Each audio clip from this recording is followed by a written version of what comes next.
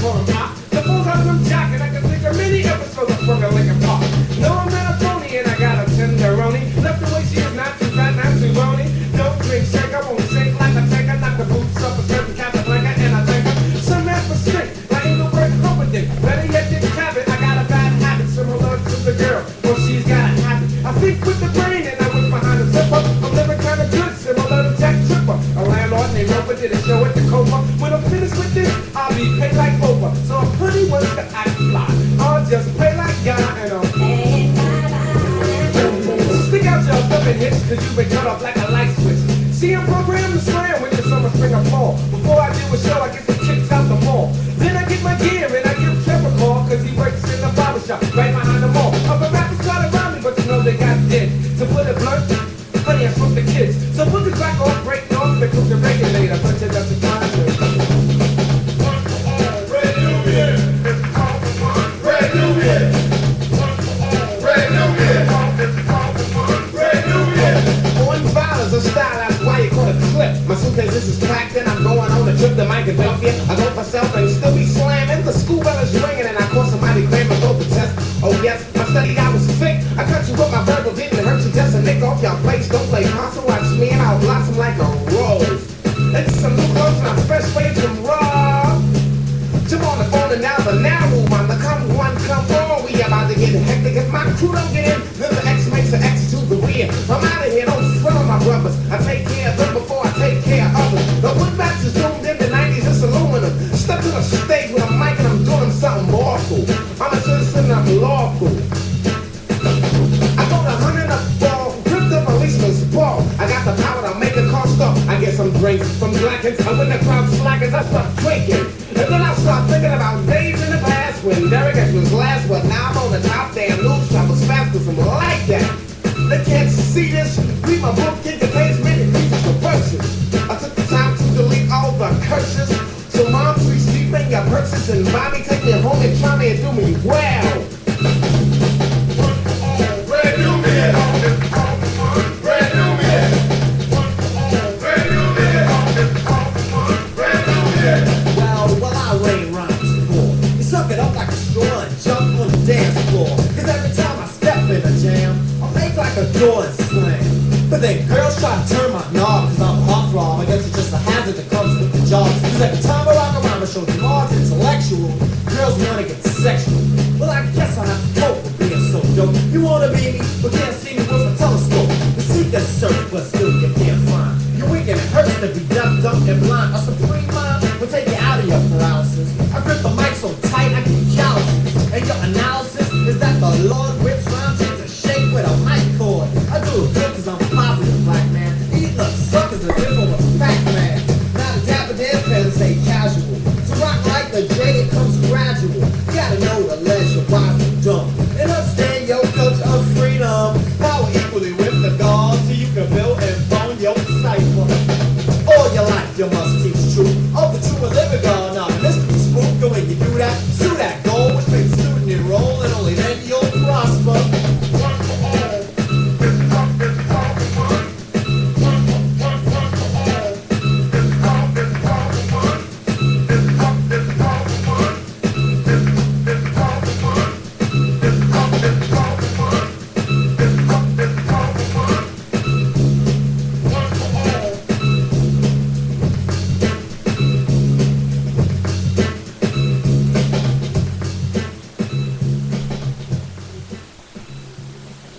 What's going on? How's everybody doing tonight? Tonight we're going to do the show a little bit different. We know we have evolved to start having a few sponsors for our show. So first, I would like to say thanks to Personal Touch Carpet and Upholstery Cleaning. That's my man Warren Killings. If you have any carpet cleaning or upholstery needs, you can give Warren a call at 440-417-5188. And also S. Marshall Photography, my girl Cheryl Lynn Allen Jackson. You can give her a call for any of your photography needs at 216-470-4644. 4907. I'm gonna start off the show tonight, and also let me back up a little bit. We got my man Ernest Smith from Oppressed People's Nation. He will be calling in about 10:15 tonight to talk live on the air with us. Ernest and actually OPN will be having a Thanksgiving Day dinner at his place up on Euclid. He'll have all that information. I'm going to ask all my MAD volunteers to get behind his effort.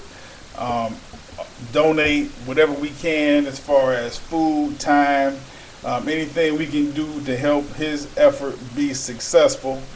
I'm asking that we do that. We gotta all that's like the song I played at the start of the show, all for one. We have to all help each other out in order to be successful at anything that we do. So when he calls in, I'll give him the opportunity to tell all about that. And like I said, we're going to try to do whatever we can to help his effort be successful. I'm going to start off the show tonight. I want to talk about the proposed merger between the city of East Cleveland and the city of Cleveland.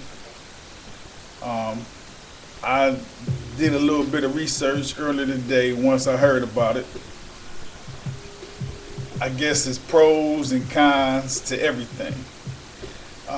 But honestly, I do not see this merger actually taking place. The reason I don't see the merger taking place is because the city of East Cleveland would totally lose its identity.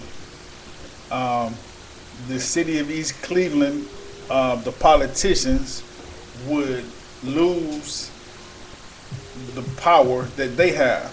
If you think about it, the city of East Cleveland is smaller than some of the wards in the city of Cleveland. So right now in East Cleveland, you have a mayor, you have a judge, you have 5 members of city council. All of their positions would essentially be swallowed up if they merge with the city of Cleveland. And that's really the main reason why I just don't see that happening. I guess some people think that the financial benefits or the financial aspects of the merger would make it happen, but like I said, I just don't see that. I talked to a couple of people today. I am just not seeing this merger taking place. So, for the East Cleveland residents who express some kind of concern about that, I think you can just sit back and relax. I just don't see that taking place. Like I said, tonight, approximately 10:15, we got my man Ernest Smith from OPN calling in, and I'm gonna give him the opportunity to talk about the Thanksgiving food dinner he is sponsoring up at his place up on Euclid. Like I say, I'll give him the opportunity to tell you all about that. Additionally, I was talking to my man Leonard Davis earlier today, and we were talking about the memorial or some type of commemorative thing for the victims of Anthony Sowell. And whatever we're going to do, we're going to have to hurry up and get that done. We've been discussing that back and forth as far as seeing what it is that we are legally able to do and what we're legally not able to do. But I think within the next couple of weeks, we will get that done.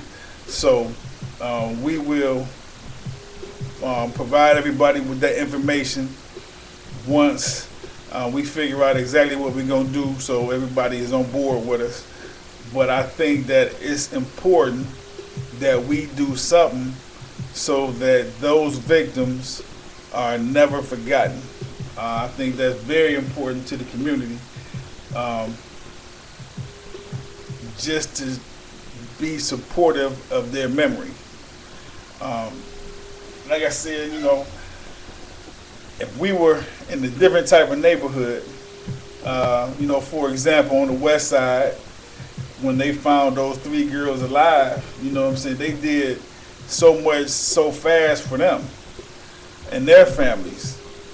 But I don't feel that that same effort was extended to the victims and the family of the victims of Anthony Sowell. So don't worry about it. Like I said, my man Leonard Davis is on it. We will figure out something, like I said, within the next couple of weeks, and we will announce it once we figure out exactly what we're gonna do. So we got a couple more minutes. Anybody have anything on their mind that they would like to be said on the show tonight? You're always welcome to call in. You're always welcome to chat in the interactive chat room. Like I said, a couple more minutes from my man Ernest Smith calls in. Later on in the show, after the segment with Ernest Smith, I am going to be talking about the use of the word nigger. I think that for whatever reason, black folks continue to use that word, but nowadays we are allowing others to use that word in our presence with no fear of repercussion or anything. And that kind of baffles me. So I'll be talking about that issue after the segment with my man Ernest Smith. And to touch on what I just spoke about a few minutes ago, I know a lot of East Cleveland residents were expressing concern about a possible merger with the city of Cleveland. And basically what I was saying was I just do not see that happening. Like I said, just a lot of different reasons, mostly political, but I just do not see that merger happening at all. So, I don't think you have anything to worry about as far as that. Just I never say never, but that also should show the residents of the city of East Cleveland how important it is to get out here and vote. That is just power. Anything that you worried about politically, you have the power to change. So, or you have the power to either accept or not accept. So for everybody that is expressing concerns, understand the importance in voting. If you don't want the merger, you can get out there and vote it down eventually. If you do want it, you can get out there and vote for it. That is real power. I think that's something that all residents in all communities need to understand, and that is the power in voting.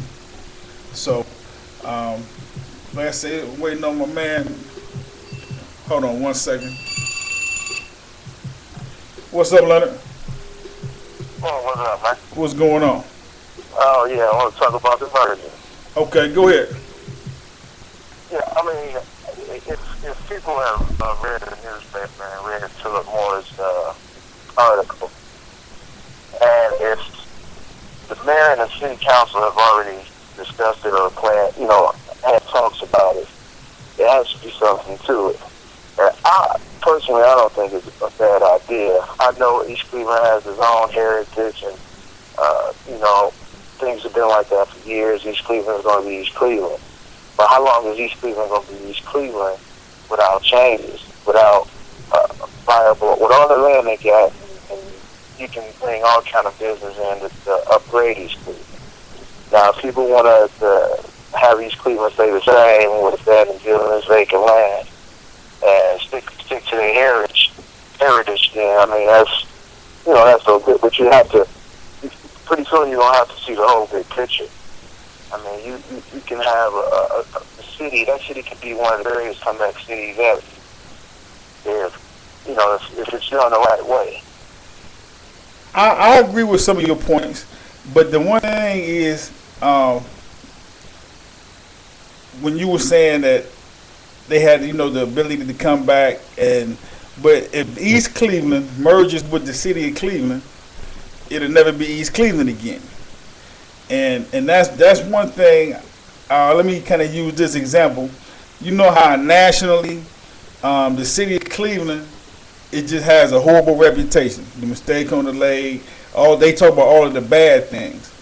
But everybody from the city of Cleveland that was born here or raised here, deep down, we all love this city. So I think the same thing goes for the different smaller cities around the city of Cleveland. For example, the people in Cleveland Heights who were born and raised in Cleveland Heights, who went to Cleveland Heights High School, they love that city. Same thing for the people in East Cleveland. Same thing for like North Olmsted and all the different suburbs like that. That is one of the reasons why I'm going to tell you the main reason I don't see the merger happening is because the politicians would lose too much. Like I say, the city of East Cleveland, they have a mayor, they have a judge, they have their own chief of police, they got 5 members on city council. But the city of East Cleveland the entire city of East Cleveland can fit in one ward from the city of Cleveland. So how could you think that the 5 members of city council would relinquish the power they have within the city of East Cleveland and go from potentially having 5 seats to having no seats and not having their voice heard at all? Or I'm just saying, normally when you're dealing with politicians, you're dealing with a lot of egos. So Yeah, but you have to look at it this way. You have really no tax base in this state, and they're losing out on a lot of funding, a lot of stuff can't get done in this Cleveland because there's no tax dollars, no tax base. right. So I think, and according, like I said, according to this is all according to the article by Philip Morris and Frank Dillon. Now, if you're talking, I mean, we've been hearing this since we've been growing up, since we was in our teens. We've been hearing the merger with East Cleveland. But you never heard them talking and agreeing on things. So, that's one of the things that really caught my ear, that they're listening to each other, and the council is starting to buy into it. So when you get that and coupled with the state of East Cleveland right now, I mean, anything could be possible. But, like I stated earlier when I had this conversation with some diehard East Clevelanders, they say, no, East Cleveland going to be EC. Well, what is EC? I mean, do you want to continue to be a dilapidated, rundown city, or do you want business, especially black-owned business, which could be a startup? Do you want that to happen and be a city or a place like Silver Spring, Maryland? Or do you want it to continue like, okay, I'm from EC, it's going to continue to be EC? And that's what I can't understand. What is EC? And how do you want to see EC 10 years from now? Because you still want it to be the same old rundown city that looks like Beirut, or do you want to be a city where, you have businesses coming and you have black-owned startups? That's the potential. Mm-hmm. But people have to see that vision and stop, okay, I'm from EC, I understand that, and I understand the heritage. But at some point, you're going to have to wake up and be like, well, maybe we need new development. Maybe we do need new direction. Yeah. And that's all I'm saying. I know, people get mad because they're still holding on to EC as EC. But those same people that are mad, they need to do something like we did this summer. You know, how many people came out? We're not even originally from the area, East Lee. You know, most of us grew up in the Glenville neighborhood, went to Glenville, but we came back and gave it all to East Lee. Now, how many people going to fight to keep East Lee peace if that do happen? You know, that's a great point. That's a great point.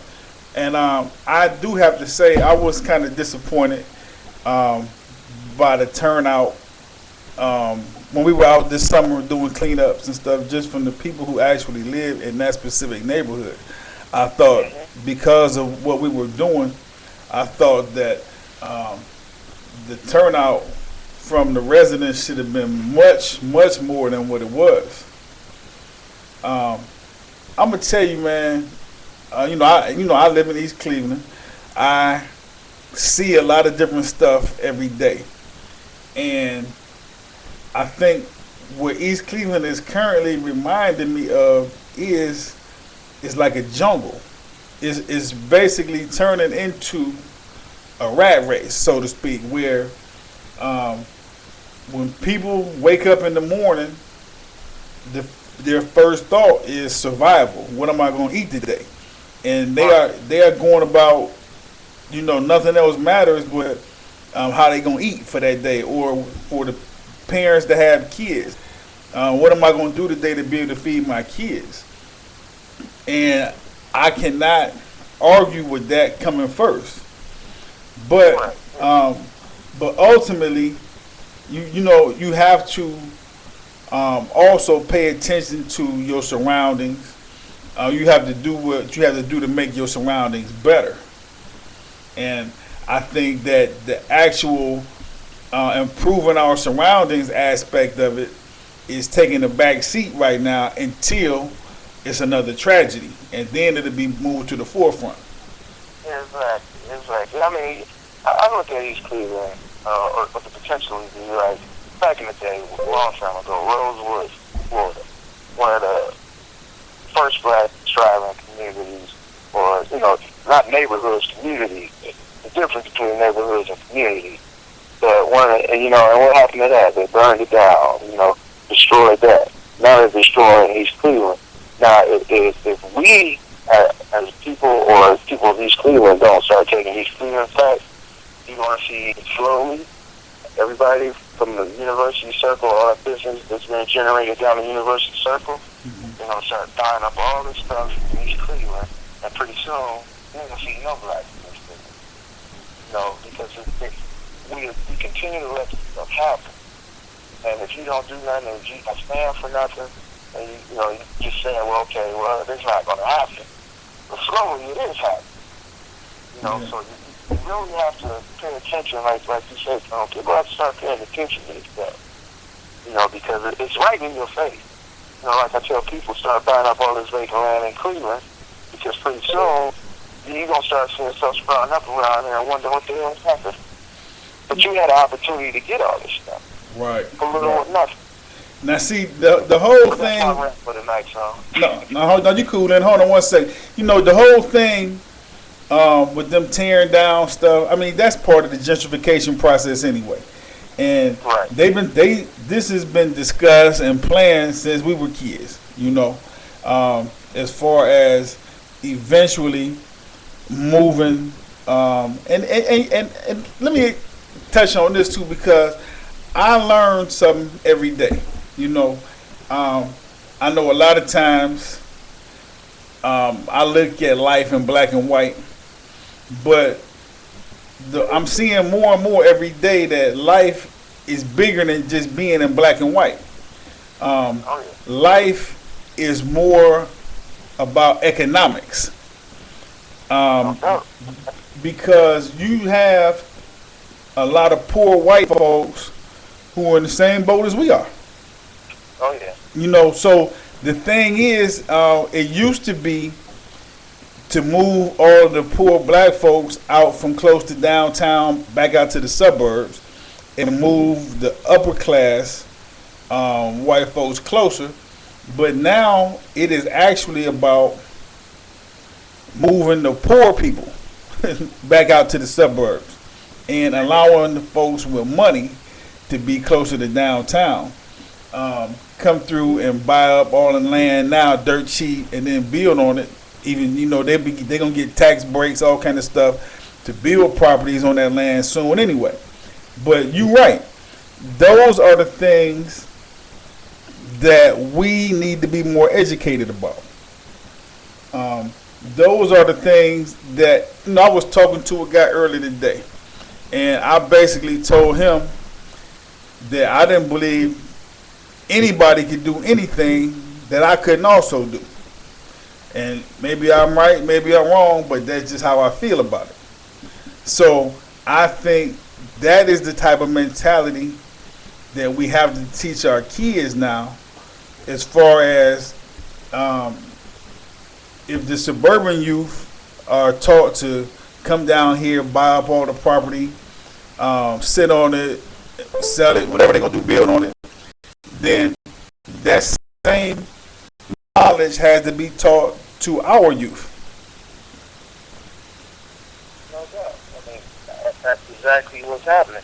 I mean, pretty soon you're gonna see a lot of development north of St. Clair, past East 55th, and that's going to be whole new developed storefronts and all that stuff. And they coming through, buying all that stuff up, and it's going to make it like Ohio City. You see how Ohio City is. Right. You're going to make it north of 55th, you're going to make it like that. And all that is being planned as we speak. And what I'm saying about East Cleveland, why don't we do the same thing that they did out in West Park and make that a viable piece of stretch of businesses, black-owned business and everything, where we can go somewhere and shop and have a beautiful venue like that, and it can happen. No doubt. If we sit back and fight, well, no, we don't want to do this, we don't want to merge, we don't want to collaborate with this person, then we stop. There's always going to be East Cleveland, the rundown city. And until we get out of that mindset, I mean, we just going to be people with nothing. We're going to be stuck. Keep on thinking like this, man. If we keep on thinking like this, we don't band together and start saying, we want development here, and we don't want to put up no projects and that. We want real development, real economical development. Right. You're right. But it all starts with the mindset. We got to change our mindset in order to be able to be welcoming of those ideas. And you're 100% right. And like you learn a lot, man. I'm learning a lot just by reading and watching people and attending some of the stuff that I've seen. There's people out there that, as long as we got the blinders on, they're gonna take advantage of it. As soon as you take the blinders off, man, it's like, no, you can't do this. They're like, oh, you're starting to get educated. So that's why I keep telling people, and everybody listen to me, Tom. This land right now in Cleveland, through the City Land Bank, is selling for $200. Now, if pretty soon, with the title, gonna say on it, Chinwan out of China owns a piece of land in Cleveland. No doubt. And we can get it for $200, man. $200. You can own any vacant land that's in the city bank or Hawley County Land Bank in East Cleveland. East Cleveland got the same thing. So as long as we start educating, like you say, start educating the kids and stuff, but we as people who we are, we need to take responsibility and start educating and tell them, hey, you need to start developing in land, because you can't go wrong with land. No doubt. You know what, man? I was just thinking, and this kind of is leading into the next segment a little bit. But I say, my man Ernest Smith was supposed to call in. I guess he might have got caught up or tied up with something and he wasn't able to. But I was talking to him earlier, and basically I was telling him that I have to practice what I preach. I made a comment on Facebook a few days ago, and I got a lot of negative feedback. Not necessarily on Facebook, but sometimes I put something on there, and people will call and text me crazy responses. But on Facebook, I said that any single woman who puts her kids, especially young boys, ahead of everything, everybody else in life, she's doing that young boy a disservice, because young boys have to be taught life's proper pecking order. You know, young boys have to take their lumps in life in order to learn to be men. And women, some women are not in agreement with that.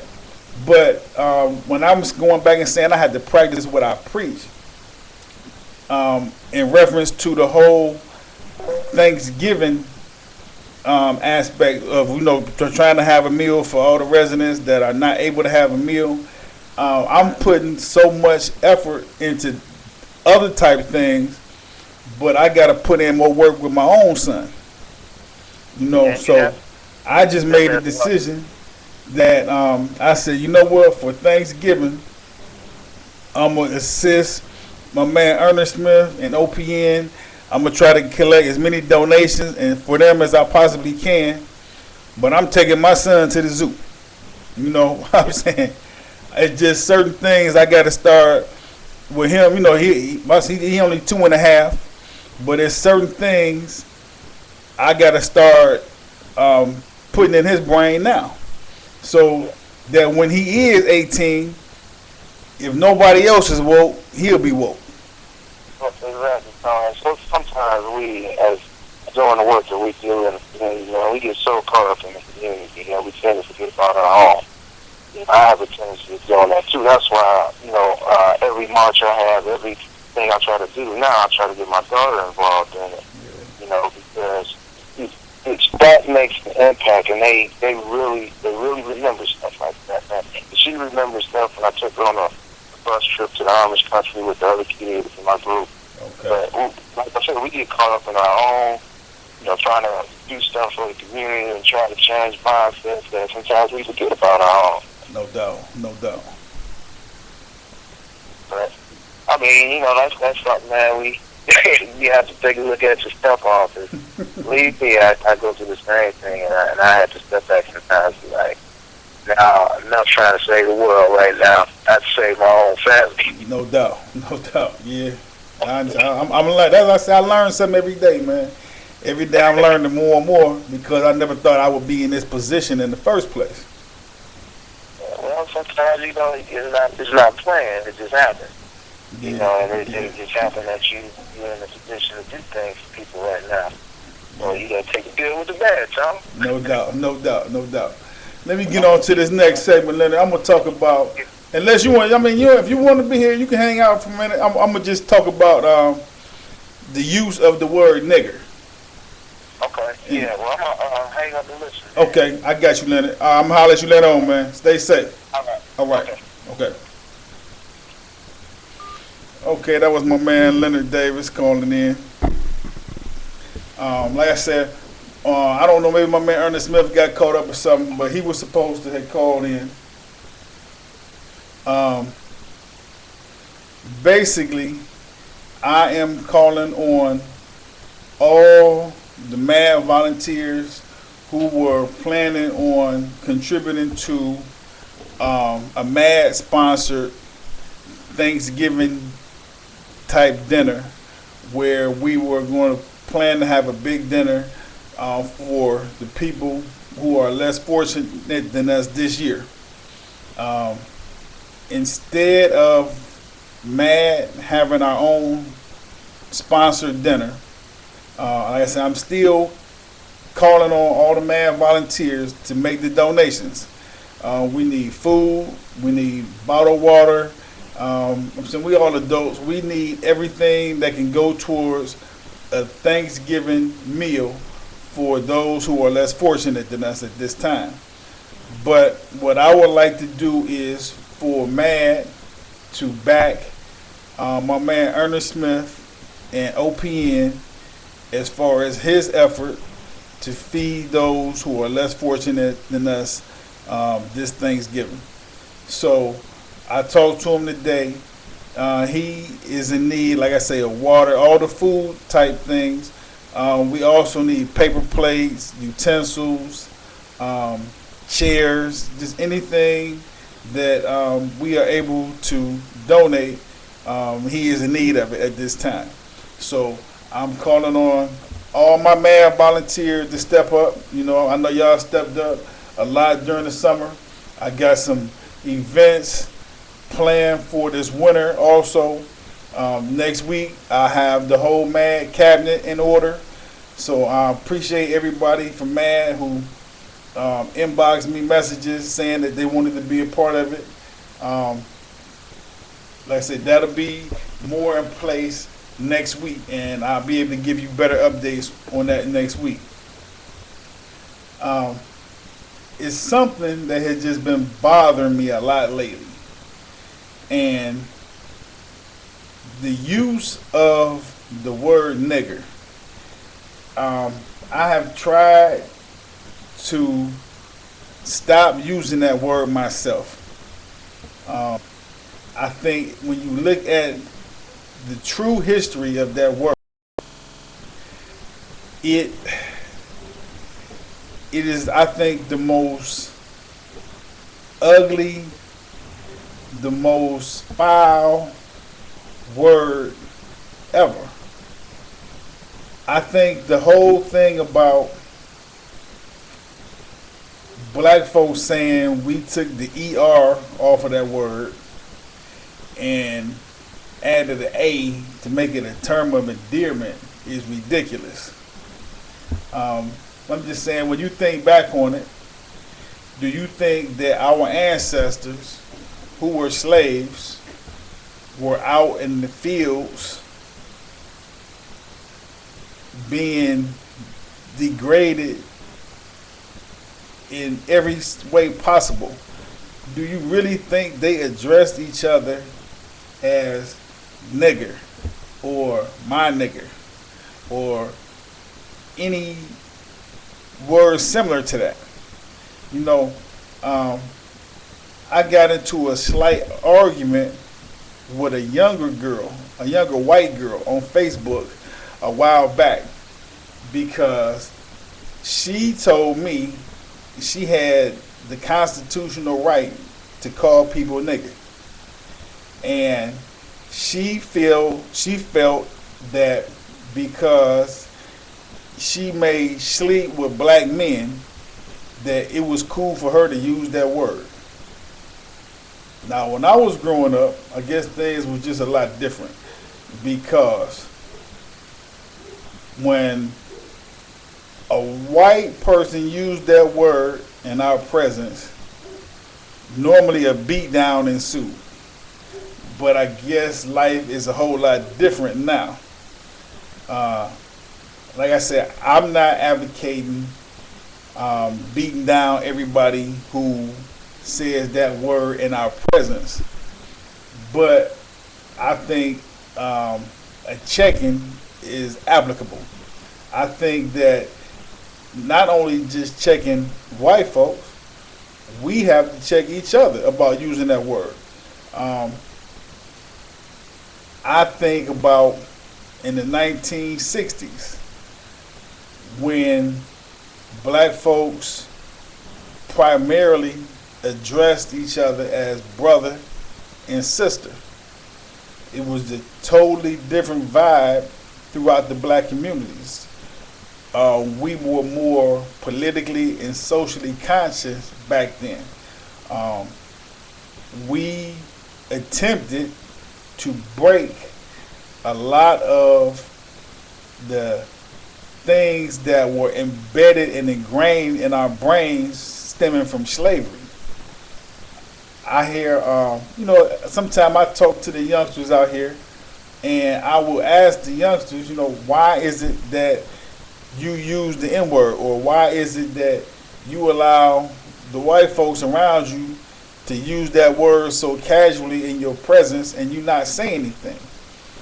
And they like, oh, well, he's cool. But that's nonsense. I'm just saying, if we stop calling each other nigger, or any type of derivative of that word, and if we only address each other as brother and sister, do you really, really think that the same white folks who so casually call you nigga now will call you brother or will call you sister? When you call somebody your brother or when you call somebody your sister, you are acknowledging that that person is your equal. So I would just like to conduct a little experiment, for all the people out there who think that the white people they call themselves cool with, that they say jokingly or whatever they're doing, address each other in racial terms. Start only calling each other brother and sister and see how many of your white friends follow that trend. I just know history, and I think that if more of us took the time to study our history, if more of us took the time to understand our history, we would stop using that word altogether. I'm getting ready to get out of here tonight.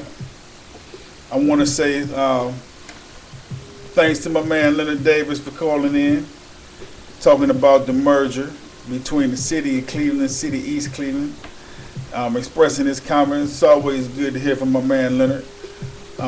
Also, my man Leonard and I are working on some type of memorial for the victims of Anthony Sowell.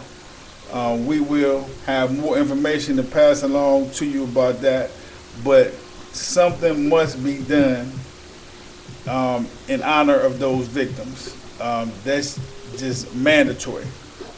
Like I said, once again, I had a few sponsors this week. Every week that I do the show will be sponsored by different businesses, different black-owned businesses. Oh, additionally, I want to say Saturday,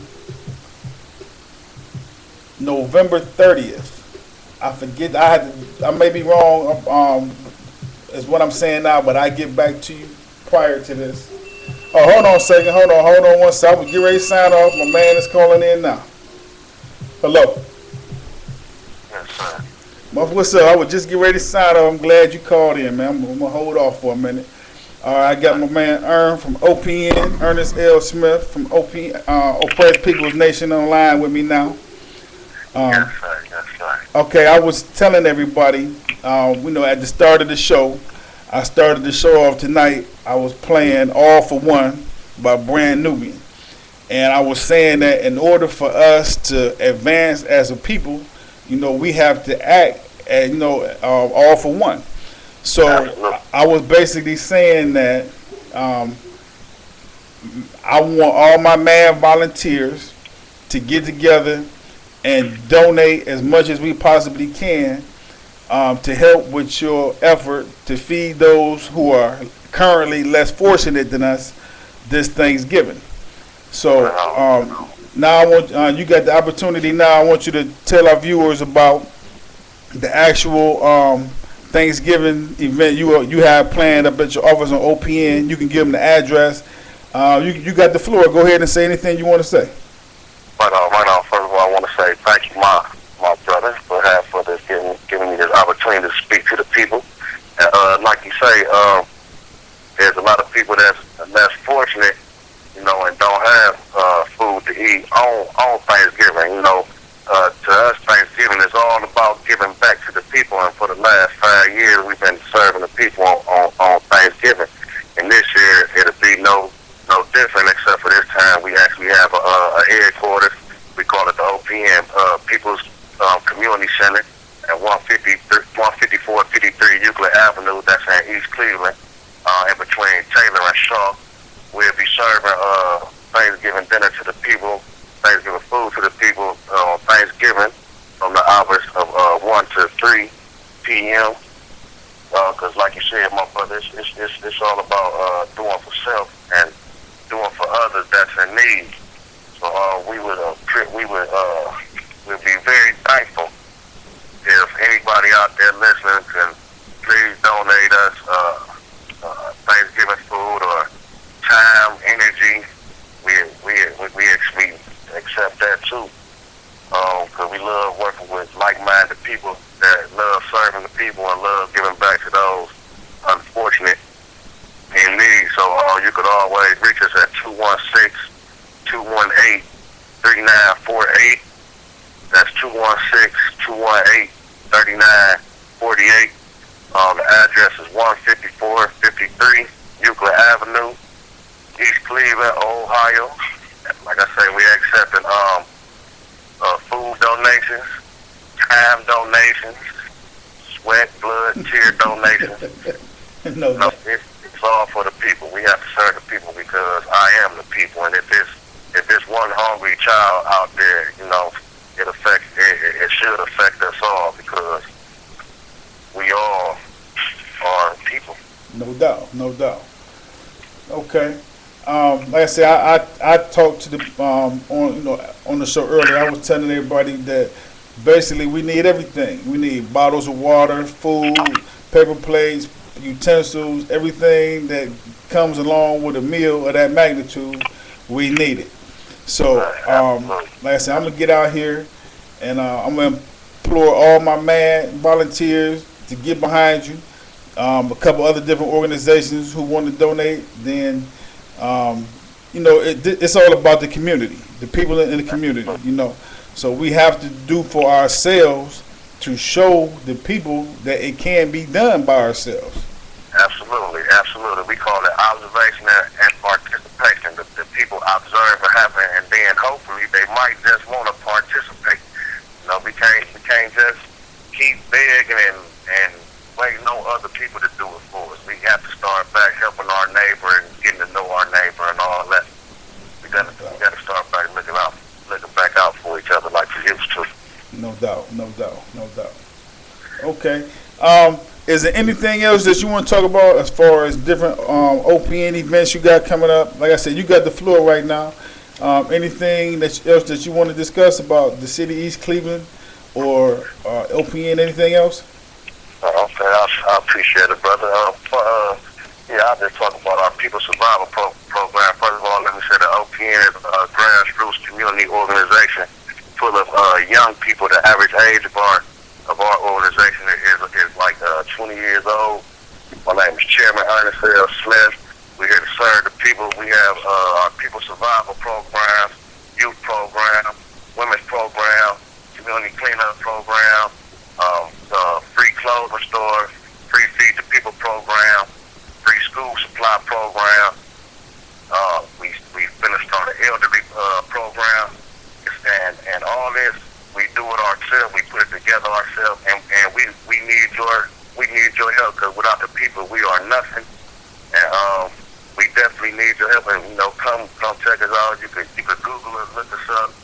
It's a lot of organizations out here that talk and say what they do, but they don't be out here doing nothing. We got plenty of videos to show the people, like I say, observation and participation.